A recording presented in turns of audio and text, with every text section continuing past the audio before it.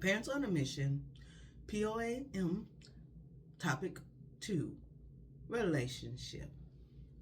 Remember, this program is about getting vocabulary words and as well as teaching principles and concepts that our children need and our family need to do things. Relationship, relate, which means how you deal with yourself and others. And then shun and ship is a state of being, right? So what we're going to do is we're going to talk to our children about the relationships that are important. Of course, I teach my children the number one relationship is to have a relationship with the Creator, the one who made them. Number one, because He knows who you are. But then number two is a relationship with yourself. Loving yourself, respecting yourself, taking care of yourself. And then, of course, number three is those around you, your parents, your sisters, your brothers, those people who live in the same house with you. And then you go to those you interact with, friends or foes. Those who did you right that day or what did you wrong. You relate. And then others, those you meet on social media or those you meet from the TV screen or whatever. And then, of course, other things like nature and animals and things like that. But there's a priority. And we're going to talk about relationship with self and a relationship with family first and foremost. Because those are priorities. We all know that a lot of times some of our worst things is done to people we know and people we supposed to love. We all know that.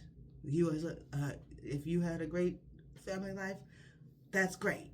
Keep it up. Keep your children in that great family life. I didn't, so I'm speaking from experience. But when you teach your children about relationship, you tell them examples. Always use yourself because you're on a mission, parent. So you said, I am your mother. And because I'm your mother, I carried you, I adopted you, I took you in, however you did it. And then you say, and I care for you. I want to protect you. I want to make sure you're healthy. I want to make sure you mentally and physically and all that stuff, you got what you need so that you can succeed. That when you become an adult, like I tell my sons, I want you to be a successful child, tween, teen, and adult. And because of that, I'm going to encourage you when you do good, and then I'm also going to get on you when I see stuff that you are not doing so well. I'm going to keep doing that until we have that good things. But because of the relationship, how I relate to you as my child, I do these things for you. And I forgive you quickly, and I want to do great things with you and for you. Yes, I'm going to teach you. I'm going to play with you. I'm going to help you, and I'm going to try to do some things that sometimes you want to do yourself. But I'm here because I want to help you. And then you can say, relationship with yourself. You want to be nice to yourself. You want to say good things to yourself. That's how you relate to yourself. I am important. I am awesome. I am loved. I love myself. Things like that. I'm going to take care of myself. I'm going to wash my face and brush my teeth. I'm going to clean my room because I want my space. These are the things that you do because you relate. You have a relationship with yourself. It's important. And then with your siblings or those people that live in your house, even if they're cousins or whatever, how you relate to them. They are with you. One, it helps you to love yourself because you're being kind to them. Then in turn, what will they do? They will sometimes be kind to you. Not everybody, but many will. Because you're saying please and thank you, they might start saying please and thank you too. And how you relate to your siblings or those closest to you, you're going to say, I appreciate you. I love you. Here, would you like to split this bread with me? Or would you like to have something that I'm not using anymore?